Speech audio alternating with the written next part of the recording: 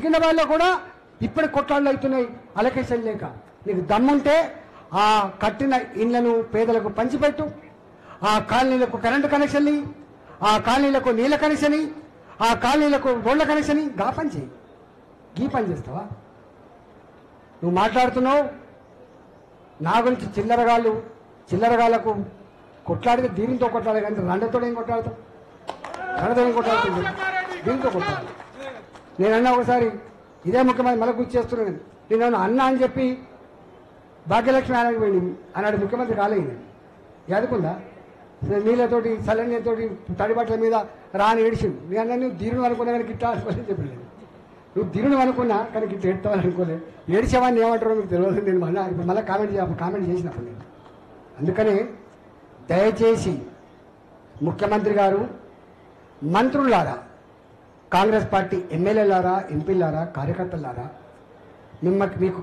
మీకు మీ మీద ప్రేమతో కంటే కూడా అంతకు ముందున్న ప్రభుత్వాన్ని బొంద పెట్టాలని చెప్పి నీకు ఓట్లేసి గెలిపించారు. వాళ్ళ రుణం తీసుకునే ప్రయత్నం చేయండి తప్ప ఈ తల్లి ఇల్లు ముట్టడిస్తా, లేదా నువ్వు పైసలు ఇచ్చి పేపర్లో రాయిస్తా, పైసలు ఇచ్చి సోషల్ మీడియాలో రాయించుకుంటా, పైసలు ఇచ్చి టీవీలలో వేయిస్తా, నువ్వు వెకిలి నవ్వులు నవ్వి నువ్వు ఆనందపడితే నీకు నువ్వే ఆనందపడతావు తప్ప ఇంకోటి కాదు. అహంకారం ఉన్నోన్ని చరిత్ర బొంద పెడుతుంది, గుర్తుపెట్టుకో. ఆల్రెడీ నీకు అధికారం ఉందని చెప్పి నీకు ఇలా మాట్లాడకపోవచ్చు, నీకు వ్యతిరేకంగా ఇవాళ పోలీసులు నీకు అండగా ఉండొచ్చు, కానీ రేపు నీది కాదు.